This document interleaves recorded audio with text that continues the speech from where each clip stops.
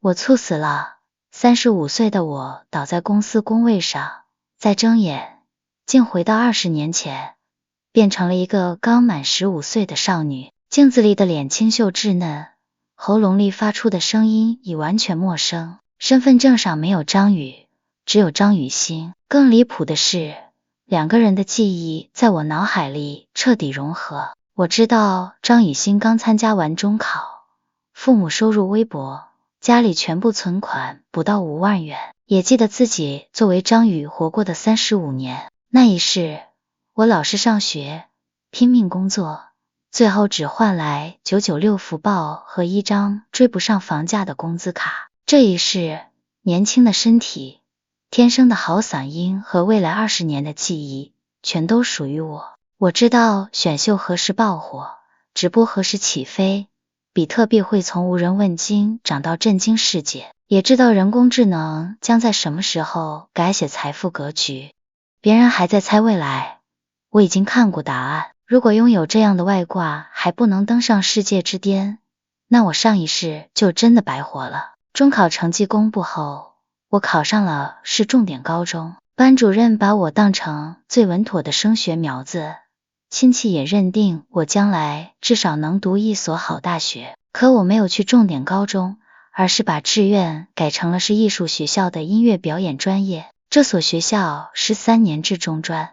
消息傳開後，我成了整條街的笑話。在周圍人眼裡，考上重點高中卻去讀中專，等於親手毀掉前途。鄰居拿我教育孩子，親戚把我當成青春期叛逆的反面例子，連父母都懷疑我是不是受了刺激。他們不知道，按部就班讀高中，考大學，再進入公司上班，是我上一世已經走過的死路。我選擇音樂也不是一時衝動，這具身體擁有極好的音色，音域寬，聽覺敏銳，過去卻從未接受過系統訓練。而我知道，幾年後選秀節目會席捲全國，網絡直播會從邊緣娛樂變成一個巨大的行業。現在學唱歌，正好趕上第一班車。進入藝術學校後，我沒有浪費一天。別人把中專當成混日子的地方，我卻把3年課程壓縮成了3場衝刺。清晨練氣息，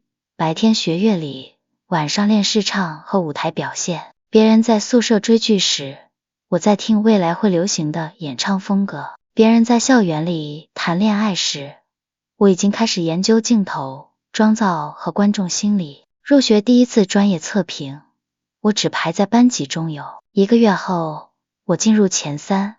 1個學期後，我拿到年級第1。第2年，全校聲樂比賽，我以近乎斷層的成績奪冠。可這只是開始，我真正的優勢不是嗓音，而是對未來審美的了解。當同學還在模仿已經走紅的歌手時，我已經把民族、美聲和流行唱法重新組合。我知道短視頻時代需要怎樣的開頭，知道現場比賽需要在哪10幾秒制造記憶點，也知道觀眾會在什麼時候厭倦炫技，重新喜歡真實和克制。17歲那年，一檔全國音樂選秀開始海選，學校裡最受看好的幾名學生都去報名，我也在其中。初選時，我沒有炫耀高音，只用一首簡單的歌讓評審記住了我的音色。複選時，我改編編曲，把一首老歌唱出了多年後才會流行的感覺。節目播出後，我的片段被觀眾自行剪輯，幾天內傳遍各大論壇。我從無人認識的中專生變成了那一屆最受關注的選手之一。所有人都以為我會進入決賽，我卻停在了全國32強。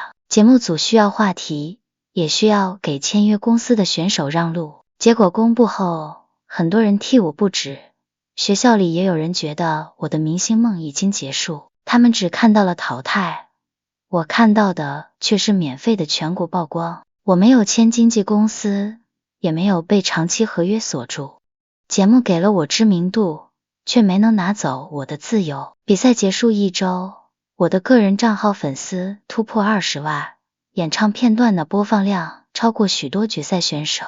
冠軍拿走了獎盃，我拿走了觀眾。這場看似失敗的淘汰，成了我人生第一次真正的起飛。18歲，我從藝術學校畢業，同學們忙着找演出工作，有人進入酒吧駐唱，有人去培訓機構教小孩，也有人準備繼續升學。我沒有和任何人搶那些月薪幾千元的崗位，而是把全部精力放到剛興起的網絡直播上。那時的直播行業還很粗糙，多數人認為主播只是坐在電腦前聊天，既不穩定也不體面。親戚覺得我讀完中專連正式工作都不找，鄰居更認定我遲早會把比賽積累的人氣耗光。我用父母家最小的房間搭了直播間，第一場直播只有幾百人，第3場突破1萬。1個月後，我登上平台音樂區榜首。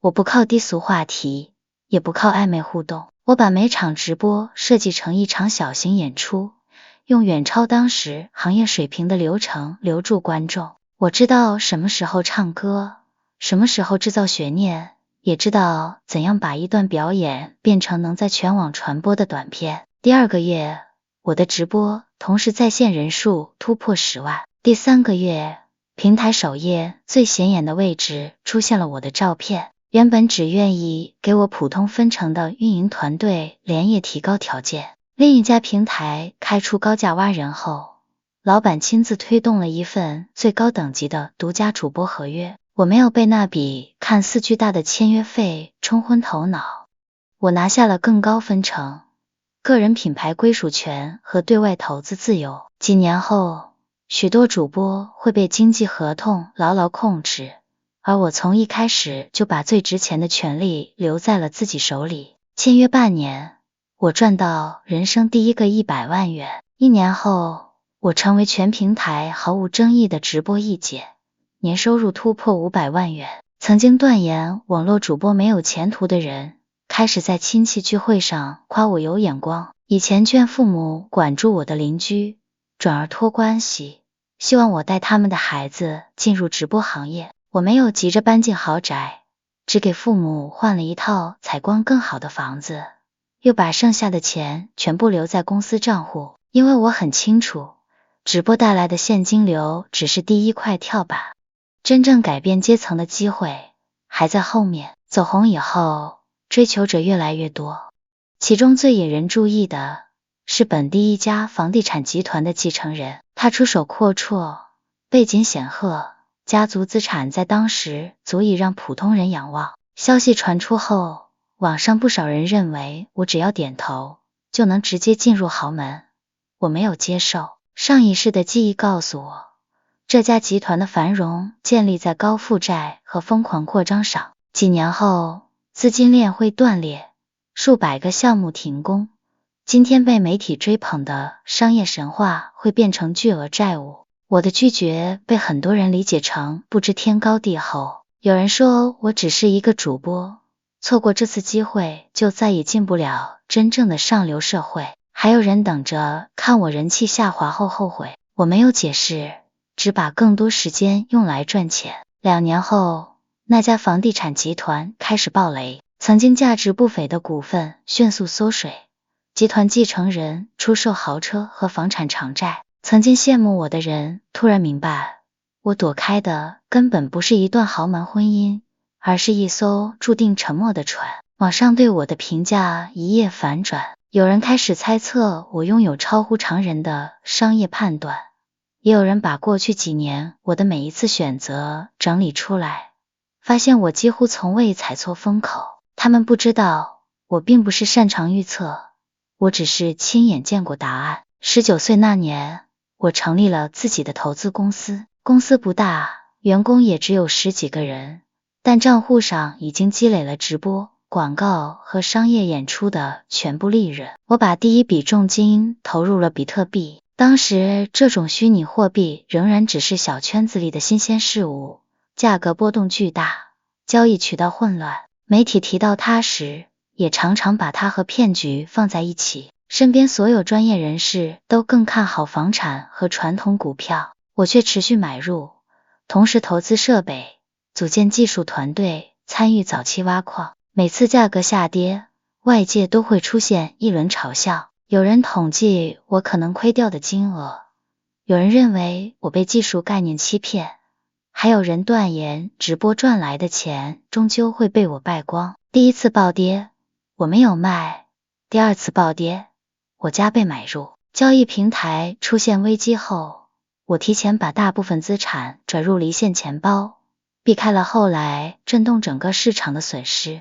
那次事故讓許多人血本無歸，我的持倉卻幾乎毫髮無傷。質疑沒有消失，只是從我會不會破產變成我到底知道多少內幕。直播事業也在同步擴張，我成立內容公司，把成熟的演出流程複製給新人，提前布局短視頻、音樂版權和主播培訓。其他公會還在爭搶禮物流水時，我已經開始掌握流量入口和原創內容。我親自挑中的第一批新人，後來有3人成為頭部主播，2人成為歌手，還有1人憑短視頻進入影視圈。當初不願給我自主權的經紀公司開始主動尋求合作，曾經把我淘汰在32強的選秀節目，也邀請我以嘉賓身份回歸。我沒有報復任何人，我只是以節目最大贊助商和平台年度代表的身份重新出現。3年前，我站在台上等待別人決定去留。3年後，節目能否繼續舉辦，要先看我的公司是否願意投錢。這種身份交換比任何爭辯都更有力量。21歲，我正式進入娛樂圈。我發行的第一張數字專輯沒有採用行業裡常見的包裝方式，而是把直播預熱、短視頻傳播和線上銷售連成一套完整流程。專輯上線首日便打破平台記錄，外界第一次意識到主播積累的觀眾並不比傳統明星的粉絲廉價。接下來2年，我參加綜藝、拍攝電影，也為自己的公司爭取更多資源。傳統資本試圖用合同限制我，我便自己投資項目。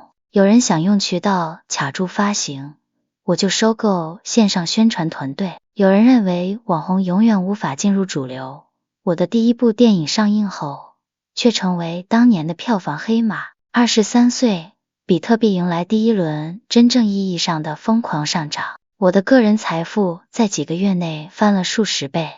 身家第一次突破10億元。當年嘲笑我投資空氣的人開始刪除舊貼，財經媒體則把我包裝成橫空出世的投資天才。曾經堅持讓我買房的親戚拿着積蓄找上門，希望能跟着我一夜暴富。我沒有讓父母和親戚參與高風險投機，我替父母配置了足夠安穩生活一輩子的資產，也設立了一筆家族信託。至於其他人，我只給了最基本的投資建議。第一次大漲後，我分批減倉，換回現金和優質公司的股份。市場進入低谷時，我又在無人問津的價格重新買回。幾輪週期下來，我持有的比特幣數量沒有明顯減少，成本卻早已降到可以忽略。25歲，我的身家突破100億元，第一次進入全國富豪榜。所有人都以為我會繼續擴張娛樂帝國，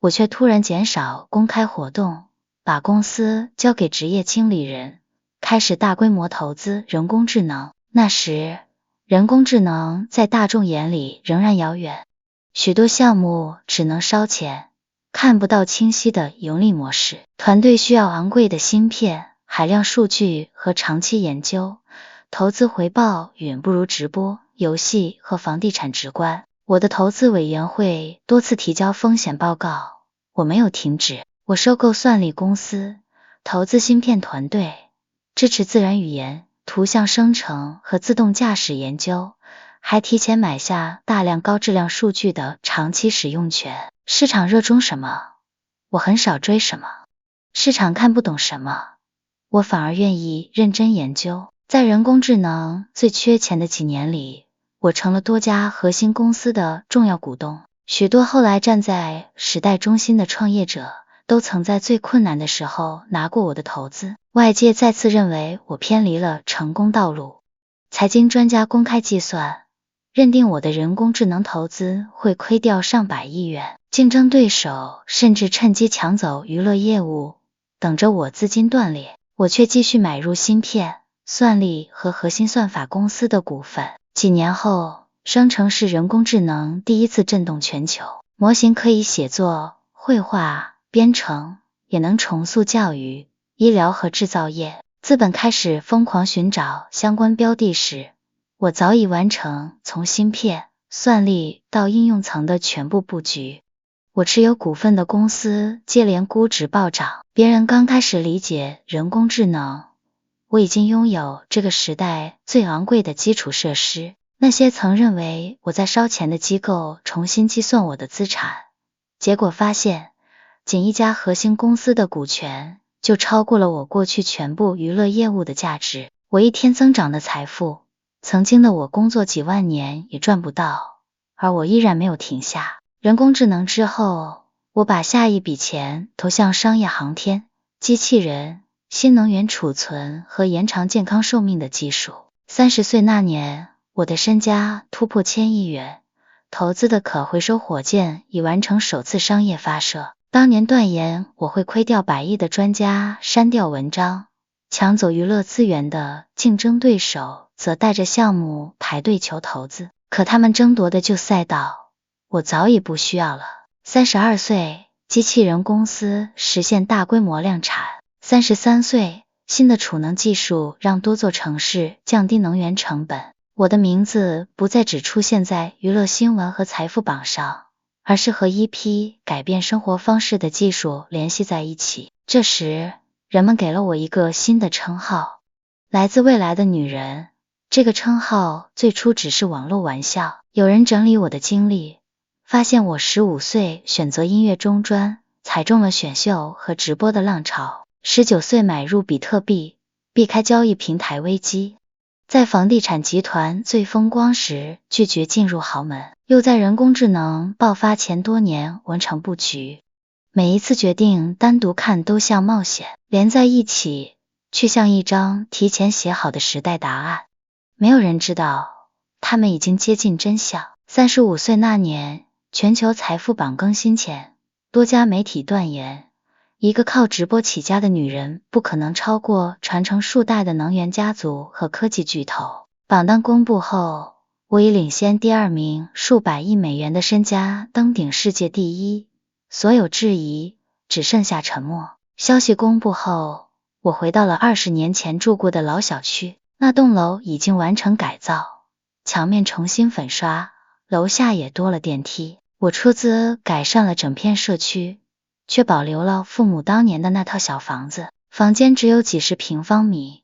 我最早的直播就在其中一間不足10平方米的小屋裡完成。那張廉價書桌早已掉漆，牆上還留着固定補光燈的痕跡。20年前，鄰居認為我放棄重點高中就是自毀前途，後來他們看着我成為主播、歌手、投資人、科技公司股東，最後站上世界財富之巔。當年所有的輕視、嘲笑和質疑都在這間小屋裡變成了最安靜的背景。而我最大的外掛，不是唱歌天賦，不是年輕漂亮的身體，也不是後來積累的資本，是我曾經作為張宇，平庸而失敗的活過一次。那段人生讓我知道房價上漲時普通人的焦慮，知道行業衰退時打工人的無力，也知道每一個時代風口出現前會被多少人當成笑話。如果沒有那35年的失敗，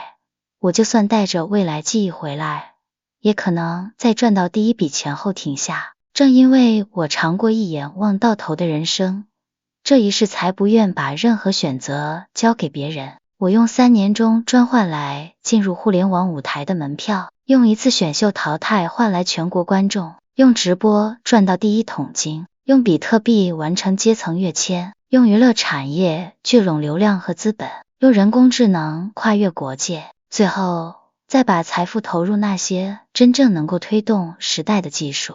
因為這個世界從來不缺機會，缺的是機會出現時，有人敢在所有人都看不懂的階段押上籌碼。機會兌現後，又能放下已經得到的一切，繼續走向下一個無人相信的方向。20年前，我在鏡子裡第一次看到張雨欣的臉時，賬戶裡沒有錢，手裡沒有資源，身邊也沒有一個人相信我的選擇。20年後，我擁有世界上最龐大的個人財富，也擁有無數足以影響未來的公司股份。但我最慶幸的，從來不是成為首富，而是在命運給我第二次機會的第一天，我沒有繼續走那條看似安全的老路。曾經的張宇死在凌晨的工位上，從那一刻起，我就明白，穩定並不等於安全，聽話也換不來人生獎勵。真正能拉開人與人差距的是認知，是選擇，也是選擇之後毫不猶豫的執行。別人努力追趕風口時，我已經站在風口到來之前；別人終於相信我時，我已經完成下一次布局。這一次，我沒有再遲到。15歲那年，我放棄重點高中，成為所有人眼裡的笑話。35歲那年，我成為世界首富。曾經的張宇用35年看懂了這個世界，如今的張雨欣只用了20年，就讓整個世界記住了他。